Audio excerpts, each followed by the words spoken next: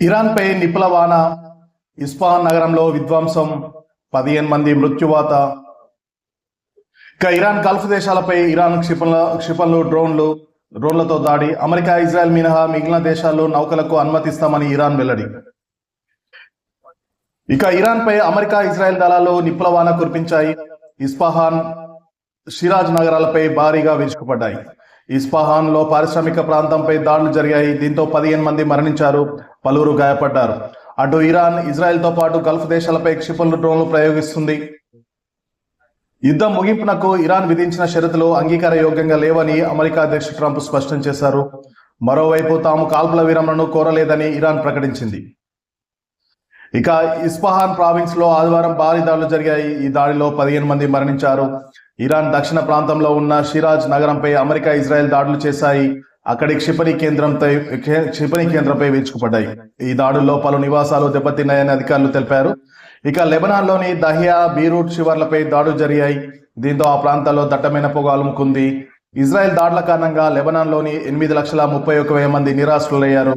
Lebanon లోని Hezbollah command కేంద్రాలను ధ్వంసం చేశామని ఇజ్రాయెల్ ప్రకటించింది. రాకెట్ ప్రయోగ కేంద్రాలను నాశనం చేశామని వెల్లడించింది. ఇప్పటిదాకా తమ దేశంలో 153 ఆరోగ్య కేంద్రాలు ధ్వంసమయ్యాయని ఇరాన్ వెల్లడించింది.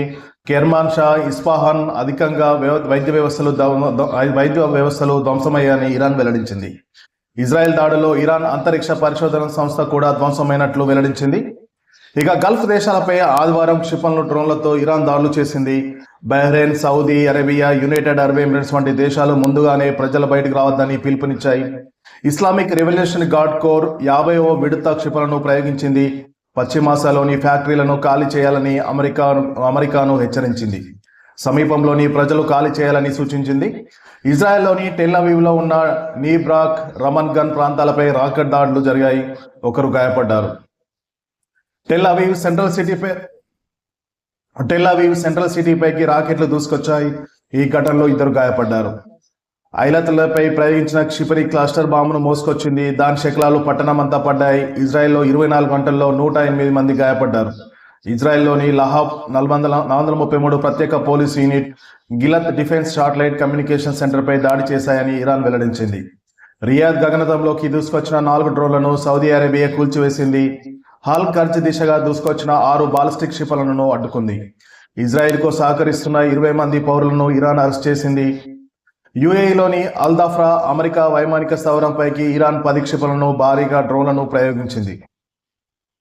యుద్ధంపై తప్పుడు ప్రచారం చేస్తున్నారంటూ 19 మంది భారతీయులు సహా 35 మందిని అరెస్ట్ చేయాలని అధికారులను ప్రభుత్వం ఆదేశించింది. ఇజ్రాయెల్లోని సైనిక ప్రాంతాలపై 4 రాకెట్లను ప్రయోగించినట్లు హెజ్బుల్లా ప్రకటించింది. ఇరాక్లో కూల్పోయిన అమెరికా విమానంలో మరణించిన వారి వివరాలు వెల్లడయ్యాయి. వారిలో మేజర్ జాన్ మరియు captain Ariana, tech sergeant captain Seth Arcol, captain Jangs, tech sergeant Tyler ఉన్నారని అమెరికా వెల్లడించింది. ఇరాక్ రాజధాని బాగ్దాద్ విమానాశ్రయం వద్ద ఉన్న అమెరికా సైనిక స్థావరంపై వరుస డ్రోన్ దాడులు జరిగాయి. 5 డ్రోన్లు రాగా 3ంటిని కూల్చేశామని వెల్లడించారు. యుద్ధం నేపథ్యంలో ఇరాన్ ప్రజలు సురక్షితంగా భావిస్తున్న తమ దేశంలోని ఉత్తర ప్రావిన్స్లకు వలస వెళ్తున్నారు. సరిహద్దు ప్రాంతాల నుంచి ఆఫ్ఘనిస్తాన్కు 32,000 మంది, పాకిస్తాన్కు 4,000 మంది వలస వెళ్లారు. ఇరాక్తో సరిహద్దులను మూసివేశారు. అమెరికాకు అనుమతి ఇవ్వని స్విట్జర్లాండ్, అమెరికా నిఘా విమానాలకు స్విట్జర్లాండ్ అనుమతి నిరాకరించింది. మానవతా, వైద్య సాయానికి సంబంధించిన విమానాలకు అనుమతి ఇస్తామని స్విట్జర్లాండ్ ప్రకటించింది. యుద్ధం నేపథ్యంలో చమురు ఎగుమతులను చైనా నిషేధించింది. దీంతో ఆస్ట్రేలియా విమాన ప్రయాణికులను ఇబ్బందికర పరిస్థితులు ఏర్పడ్డాయి. చైనా నిర్ణయంతో ఆస్ట్రేలియాలో ఇంధన కొరత తలెత్తింది. ఫలితంగా విమాన ఛార్జీలు ఆకాశాన్నంటాయి. అత్యవసర నిధులకు ఇజ్రాయెల్ ఆమోదం తెలిపింది.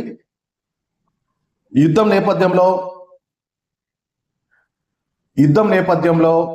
$827 మిలియన్ అత్యవసర నిధుల విడుదలకు ఇజ్రాయెల్ ఆమోదం తెలిపింది. ఈ నిధులతో సైన్యం ఆయుధాలను సమకూర్చుకోనుంది. పశ్చిమాసియా ప్రాంతం భద్రంగా ఉండాలంటే అమెరికా ఇక్కడి నుంచి ఉండకూడదని ఇరాన్ అధ్యక్షుడు మసూద్ పెజిష్కియాన్ స్పష్టం చేశారు. గల్ఫ్ దేశాలతో ఉద్రిక్తలను తగ్గించడానికి ప్రయత్నాలు జరుగుతున్నాయని ఇరాన్ విదేశాంగ మంత్రి అబ్బాస్ స్పష్టం చేశారు. ప్రయత్నాలు ఎంతవరకు వచ్చాయనేది మాత్రం ఆయన వెల్లడించలేదు. అదే సమయంలో అమెరికా వైపు నుంచి కాల్పుల విరమణను తాము కోరలేదని తేల్చి చెప్పారు. చర్చలకు కూడా విజ్ఞప్తి చేయలేదని పేర్కొన్నారు. విదేశీ దురాక్రమణదారులను పంపించి వేయాలని ఆయన గల్ఫ్ దేశాలకు పిలుపునిచ్చారు. యుద్ధ నౌకలను పంపాలని మిత్ర దేశాలను ట్రంప్ కోరడం బిచ్చమెత్తుకోవడమేనని ఇరాన్ విదేశాంగ మంత్రి వ్యాఖ్యానించారు. తాము కేవలం సైనిక స్థావరాలని లక్ష్యంగా చేసుకుంటున్నామని తెలిపారు. గల్ఫ్ దేశాల్లోని జనావాసాలపై ఎవరు దాడి చేశారో తేల్చడానికి కమిటీ వేసేందుకు సిద్ధమని వెల్లడించారు. కేవలం అమెరికా, ఇజ్రాయెల్ నౌకలకే హార్మోజ్ను మూసివేస్తున్నట్లు తెలిపారు. ఇతర దేశాల నౌకలు స్వేచ్ఛంగా ప్రయాణించవచ్చని తెలిపారు. అయితే భయంతో అవి రావడం లేదని పేర్కొన్నారు. తమ దేశంలోని యురేనియం మట్టిలో కూరుకుపోయిందని, దాన్ని వెలికితీసే ప్రణాళికలు ఏవీ లేవని స్పష్టం చేశారు. హార్మోజ్ జలసంధిని మూసివేయలేదని ఐఆర్జేసీ నేవీ కమాండర్ ఆలీ రాజా తెలిపారు. తమ డ్రోన్లను పోలిన వాటిని తయారు చేసి గల్ఫ్ దేశాలపై ప్రయోగించి తాము బాంబులు వేసినట్లుగా అమెరికా, ఇజ్రాయెల్ చూపుతున్నాయని ఇరాన్ ఆరోపించింది. 136 షాయిద్ డ్రోన్లను పోలిన లూకాస్ డ్రోన్లతో సంబంధం లేని లక్ష్యాలపై దాడులు చేస్తున్నాయనేసి ఇరాన్ ఆరోపించింది.